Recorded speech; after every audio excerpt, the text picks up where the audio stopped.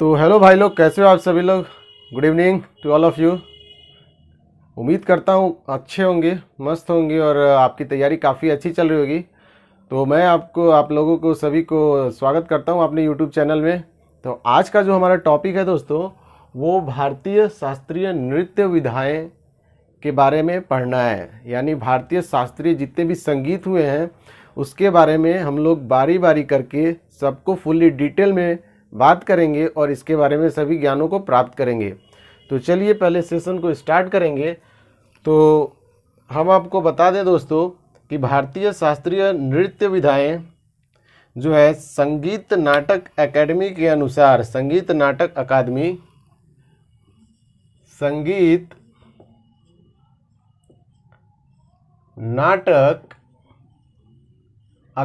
के अनुसार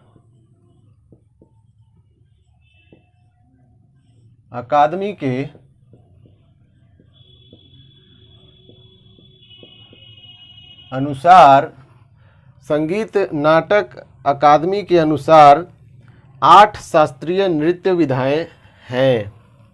8 शास्त्रीय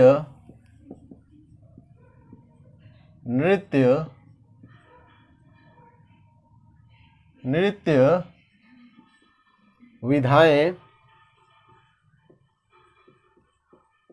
मौजूद हैं।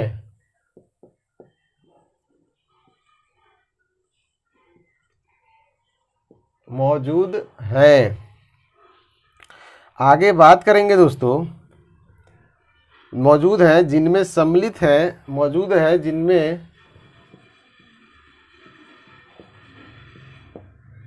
जिनमें जो 8 हैं दोस्तों, उस सभी के बारे में बात करेंगे। तो वीडियो को देखते रहिएगा दोस्तों। 1 2 3 4 5 6 7 8। पहला जो है दोस्तों वो है भारतनाट्यम। तो लिख देता हूँ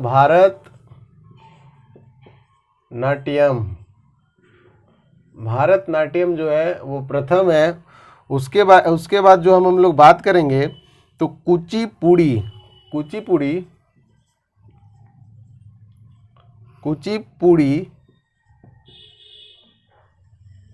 कुचिपुड़ी के बाद में अगर बात करें तो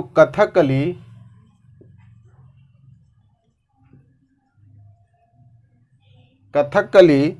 आगे बात करेंगे मोहिनी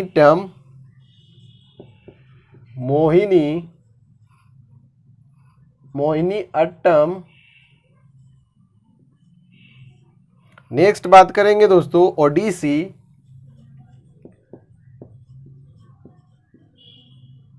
ओडिसी। आगे बात करेंगे मणिपुरी।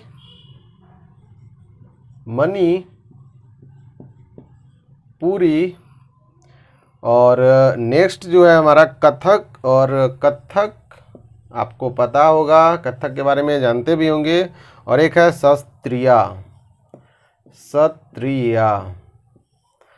क्षत्रिया। तो दोस्तों मैंने आपको बताया कि भारतीय शास्त्रीय नृत्य विधाएं जो हैं हमारे, उसमें संगीत नाटक अकादमी जो संगीत है नाटक अकादमी का, उसके अनुसार 8 शास्त्रीय नृत्य विधाएं अभी मौजूद हैं। अभी जो है 8 शास्त्रीय नृत्य विधाएं मौजूद हैं, जिनमें मैंने बोला कि प्रथम जो है भारतनाट्यम, दूसरा जो है कुचिपुड़ी, तीसरा कथकली, चौथा मोहिनी अट्टम, पांचवा जो है उड़ीसी, छठा है मणिपुरी, सातवां है कथक और आठवां है क्षत्रिया।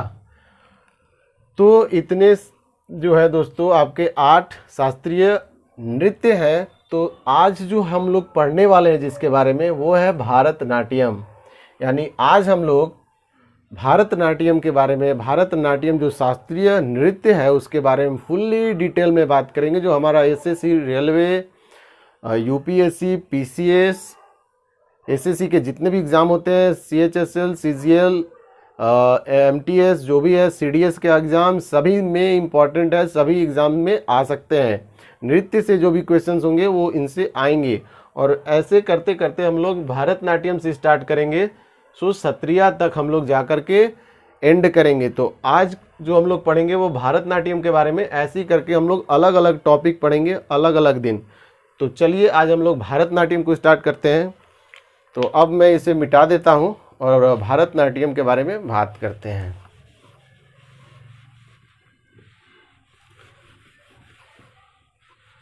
मैंने लिख दिया दोस्तों भारतनाट्यम। भारतनाट्यम जो है, जो शास्त्रीय संगीत है दोस्तों, मैं इसके बारे में बताता हूँ। भारतनाट्यम का नाम भरत मुनि तथा नाट्यम शब्द से बना है। इसका नाम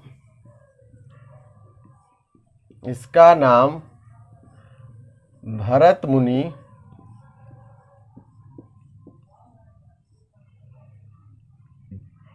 व नाट्यम शब्द से मिलकर बना है।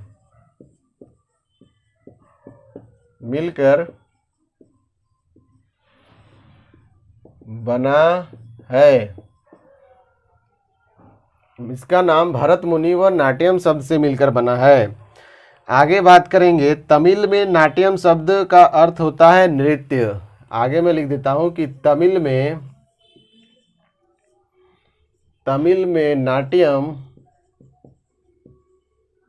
शब्द का अर्थ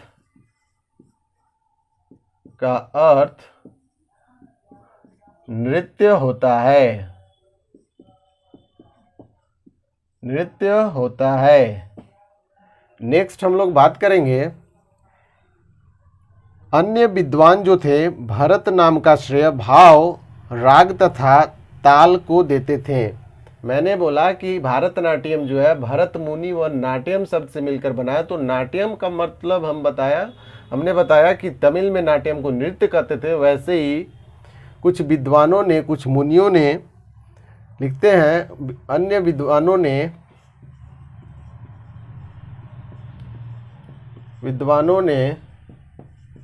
भरत को क्या क्या कहा दोस्तों? तो भरत को भाव, राग तथा ताल, भरत को भाव, राग तथा ताल नाम दिया। भरत का मतलब भरत प्लस नाट्यम भारतनाट्यम बना। तो भरत का मतलब भाव, राग, ताल, सुर ताल जो होते हैं, और नाट्यम का मतलब नृत्य। सुर ताल से नृत्य जो होता है उसी को भारतनाट्यम बोलते हैं। आगे बात करेंगे दोस्तों, तो आगे हम लोग बात करेंगे दोस्तों इसकी प्रस्तुति के बारे में। डांस जो होता है उसका संबंध तमिलनाडु में मंदिर नर्तकों अथवा देवदासियों की एकल नृत्य प्रस्तुति जो है वो सादिर से है। इसे दासी अट्टम भी कहा जाता है। मैं लिख देता हूँ भारतनाट्यम को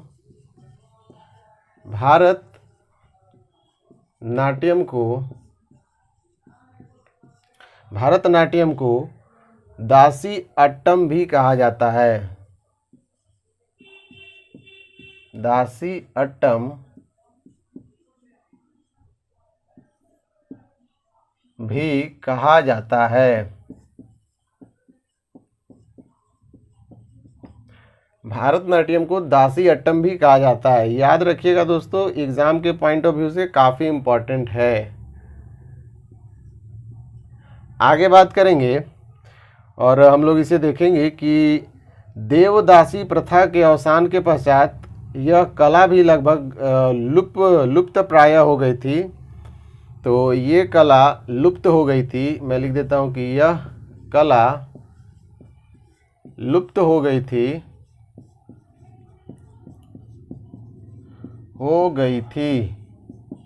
इसके बाद दोस्तों एक प्रमुख स्वतंत्रता सेनानी थे जिसका नाम था ई कृष्ण अय्यर। दोस्तों ये जो भारतनाट्यम था, ये शास्त्रीय नृत्य जो था वो कला लुप्त हो गई थी। इसके बाद भारत के एक महान, बहुत बड़े स्वतंत्रता सेनानी, भारतीय स्वतंत्रता सेनानी ई कृष्ण अय्यर अय्यर ने ई कृष्णा अय्यर ने इस नृत्य की विधा को पुनर्जीवित किया। इस नृत्य विधा को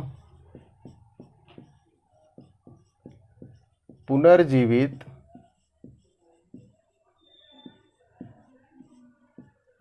किया।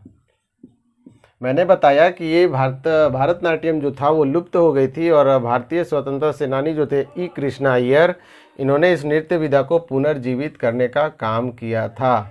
तो ये जो नाम है वो काफ़ी इंपॉर्टेंट है एग्जाम के पॉइंट ऑफ व्यू से, आप इसे याद रखेंगे। आगे बात करेंगे, पूर्व में यह नृत्य विधा एकल महिला नर्तकों द्वारा अभिनीत की जाती थी। लिखेंगे पूर्व में यह केवल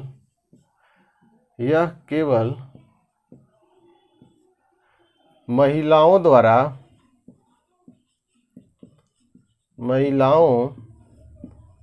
द्वारा प्रदर्शित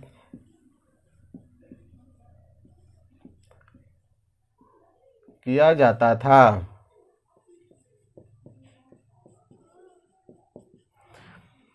मैंने यह बोला कि पूर्व में यह केवल महिलाओं द्वारा प्रदर्शित किया जाता था, तो ये जो शास्त्रीय नृत्य था ये केवल पहले महिलाओं के ही द्वारा किया जाता था। बाद में पुरुष ने भी इसमें काफ़ी भूमिका निभाई। तो आगे बात करेंगे।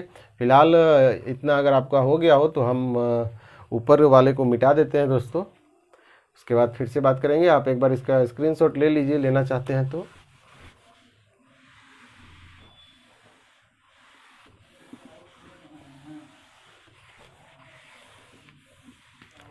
मैंने बोला कि पूर्व में यह केवल महिलाओं द्वारा प्रदर्शित किया जाता था। पुनर्जीवित होने के बाद पुरुषों और कलाकार समूहों ने भी इसमें लोकप्रियता दिखाई। पुनर्जीवित होने के बाद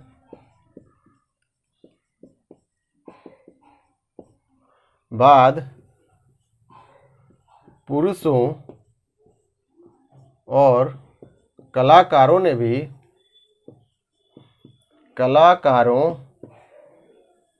ने भी इसमें भाग लिया। जब ये पुनर्जीवित हुआ दोस्तों, उसके बाद जो थे पुरुष और कलाकार इसमें भाग लेना शुरू किया। आगे बात करेंगे, भारतनाट्यम की एक अन्य समर्थक जो था वो रुक्मिणी देवी अरुंडेल। बात करेंगे कि भारतनाट्यम के एक अन्य समर्थक, भारतनाट्यम का प्रमुख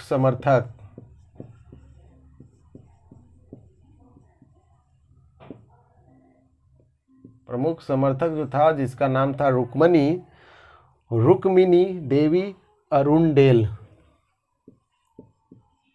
रुक्मिणी देवी अरुंडेल। रुक्मिणी देवी अरुंडेल। रुक्मिणी देवी अरुंडेल, इन्होंने क्या किया था दोस्तों, इन्होंने इस नृत्य को वैश्विक पहचान दिलाने के लिए याद किया जाता है। इनको जो है इस नृत्य को वैश्विक पहचान दिलाने के लिए याद किया जाता है।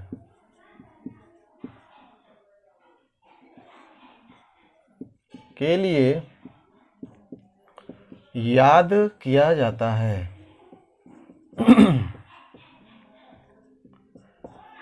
रुक्मिणी देवी अरुंडेल जो थे दोस्तों, इन्होंने इस नृत्य को काफ़ी पहचान दिलाए थे। भारतनाट्यम को बहुत बड़े समर्थक थे। एग्जाम में पूछा जाएगा कि भारतनाट्यम जो था उसको वैश्विक पहचान दिलाने का काम किसने किया था, तो रुक्मिणी देवी अरुंडेल। आगे हम बात करेंगे कि 19वीं शताब्दी के पूर्व में तंजावुर के 4 नृत्य शिक्षकों ने भारतनाट्यम की प्रस्तुति के अवयवों को परिभाषित किया था। तो तंजावुर के 4 नृत्य शिक्षक, तंजावुर के 4 नृत्य शिक्षक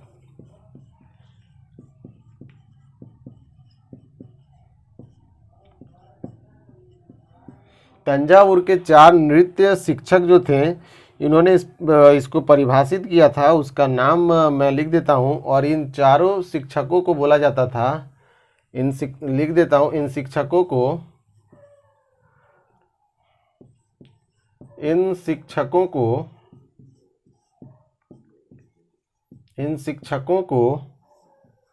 तंजौर-ए-चतुष्क के नाम से जाना जाता था। तंजौर-ए-चतुष्क के नाम से जाना जाता था।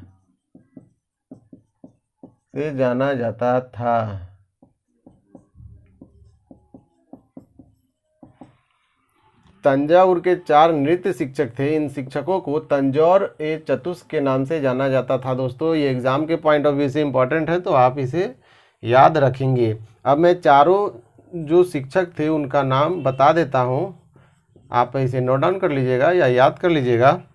इनमें जो शिक्षक थे, इनका नाम था, पहला नाम था जो वो थे चिन्ना हया। दूसरा है पोनी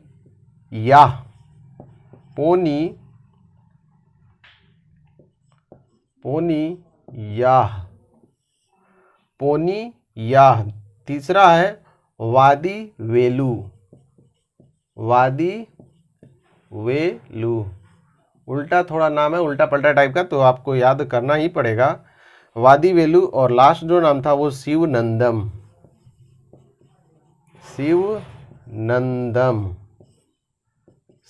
जो थे वो आखिरी थे। उनके संरक्षण में भारत नाट्यम को तंजौर नाट्यम के नाम से ख्याति मिली थी। इन जो शिक्षकों थे, इनके शासन काल में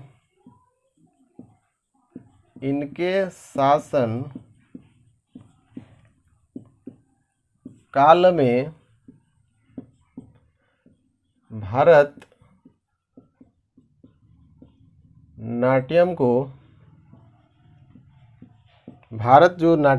नाट्यम जो ये नृत्य था, इसको तंजौर नाट्यम के नाम से जाना जाता था। तंजौर नाट्यम के नाम से जाना जाता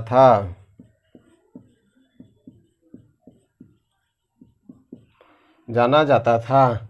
आगे बात करेंगे, भारतनाट्यम को प्रायः अग्नि नृत्य के नाम से भी जाना जाता था। आगे बात करेंगे हम लोग, तो आगे हम लोग को बात करने से पहले इसको ऊपर मिटाना पड़ेगा, तो इसे मिटा ही देते हैं।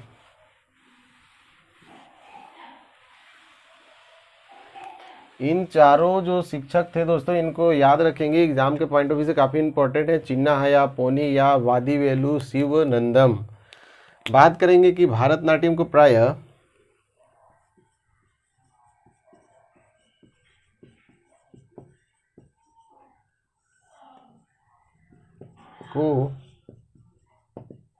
प्रायः अग्नि नृत्य के नाम से भी जाना जाता है।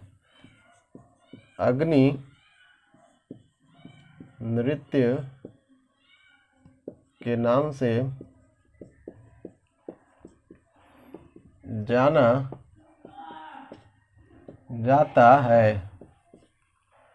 जाता है। नेक्स्ट बात करेंगे, चूंकि यह मानव शरीर में अग्नि की अभिव्यक्ति करता है, इसे अग्नि नृत्य कहा जाता है। भारतनाट्यम में अधिकांशतः मुद्राएं जो है वो लहराती हुई आग की लपटों की तरह दिखती है, इसलिए इसको अग्नि नृत्य भी कहा जाता है। आगे बात करेंगे, नृत्य को इस विधा में नृत्य के दोनों पक्ष तांडव तथा लास्य पर समान मात्रा में बल दिया जाता है। इस नृत्य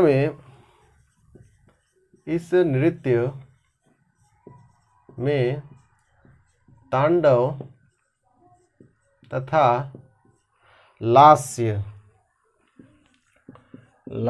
पर समान भाव दिए जाते हैं।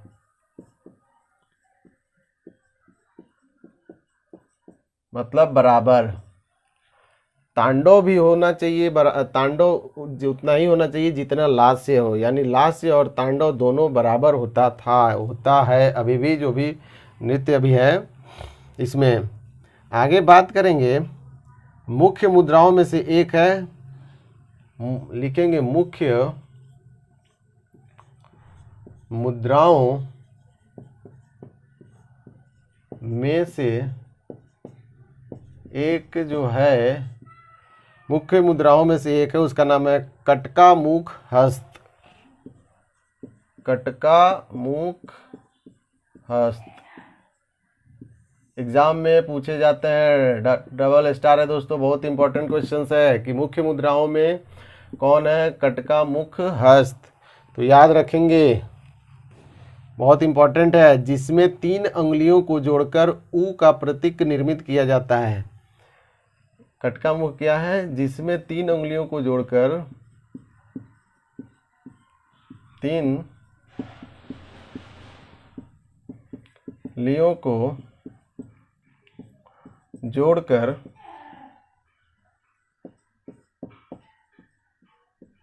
बनाया जाता है।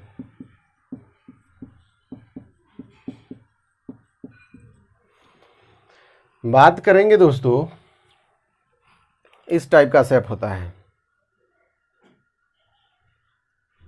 इस टाइप का जो शेप होता है, इसी को हम लोग कटका मुख हस्त बोलते हैं। कटका मुख हस्त, इस टाइप का शेप जो यहाँ पे ऐसा दिया गया, बड़ी ऊ की मात्रा टाइप का और ऊपर में बिंदु टाइप का जो है, उसी को बोला जाता है दोस्तों, याद रखिएगा। काफ़ी इम्पोर्टेंट है, काफ़ी इम्पोर्टेंट क्वेश्चंस बन जाता है ये एग्ज़ाम से रिलेटेड।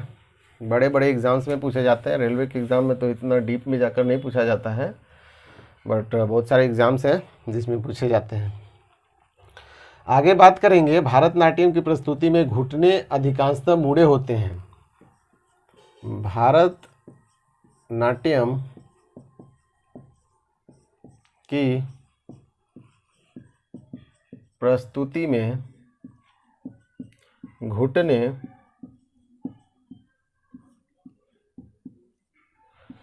अधिकांशतः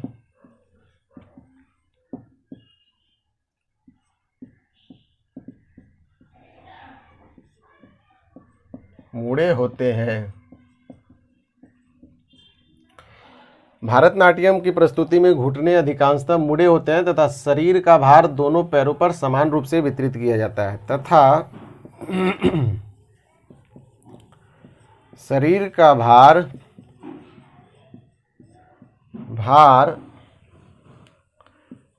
दोनों पैरों पर समान होता है। दोनों पैरों पर समान होता है। आगे बात करेंगे, इसे एकचर्य लास्यम शैली से भी पहचाना जाता है। इसे एकचर्य लास्यम शैली से पहचाना जाता है, जिसमें एक ही नर्तक बहुत सी अलग अलग भूमिकाओं को निभाता है। इस पॉइंट को भी लिख देता हूँ, इसे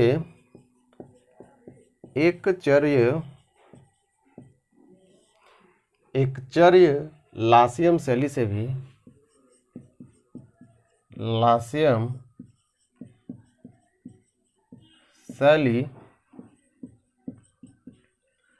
पहचाना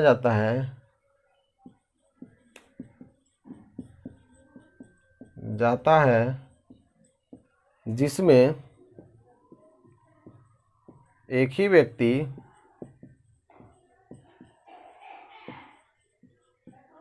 बहुत सारे विधाएं करती है या करता है। एक ही सारे विधाएं, बहुत सारे विधाएं करता है या करती है, उसी को हम लोग एकचर्य लास्यम बोलते हैं। आगे बात करेंगे मोस्ट इम्पॉर्टेंट क्वेश्चंस, जो प्रमुख कलाकार हैं भारतनाट्यम का, उसके बारे में बात करेंगे। तो उसके बाद हमारा सेशन एंड हो जाएगा दोस्तों। तो लास्ट है, अच्छा से देखिएगा। इससे तो क्वेश्चंस एग्जाम में पूछे ही जाते हैं। बोल दिया जाएगा कि इनमें से कौन भारत नाट्यम शास्त्रीय नृत्य से संबंधित रखता है या रखती है। तो आपको उसे याद रखना होगा, तभी आप उसका आंसर दे पाएंगे। प्रमुख कलाकारों में भारत नाट्यम के प्रमुख कलाकारों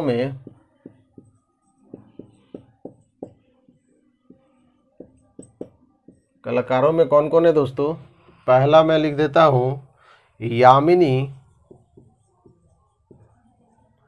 यामिनी कृष्णमूर्ति,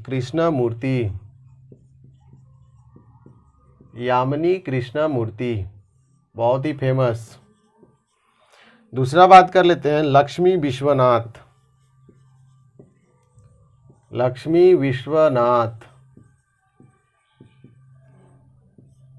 आगे बात करते हैं तीसरा, पद्मा सुब्रमण्यम।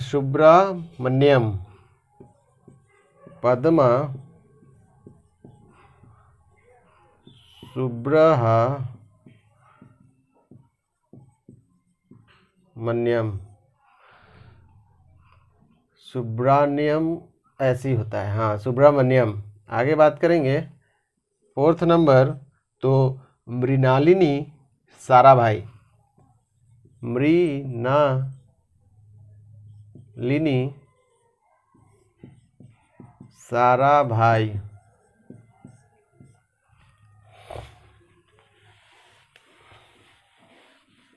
और आगे बात करें पांचवा नंबर, तो इसमें मल्लिका साराभाई।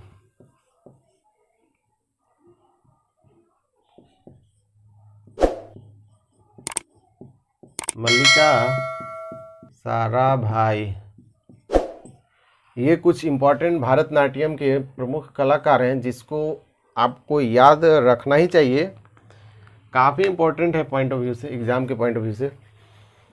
फाइनली दोस्तों, हमने भारतनाट्यम नृत्य के संबंधित, जो शास्त्रीय नृत्य है, इससे संबंधित बहुत सारे फैक्ट्स को देखें, मेन पॉइंट्स को देखें, और मेन क्वेश्चंस जो एग्ज़ाम में पूछे जाते हैं, उस टाइप का क्वेश्चंस जिससे बनते हैं उसको कवर किया। तो दोस्तों, उम्मीद करता हूं कि ये सेशन आपको काफ़ी अच्छा लगा होगा। नेक्स्ट सेशन में हम लोग बात करेंगे भारतनाट्यम के बाद जो भी आएगा कुचिपुड़ी शास्त्रीय नृत्य, उसके बारे में बात करेंगे। अगर ये सेशन आपको दिल से अच्छा लगा हो तो प्लीज़ लाइक ज़रूर कीजिएगा, ज़्यादा से ज़्यादा शेयर करना, और अगर चैनल पे नए हो गाइस तो सब्सक्राइब ज़रूर कर लेना। और तब तक के लिए bye bye, take care, good bye and have a nice day. Thank you.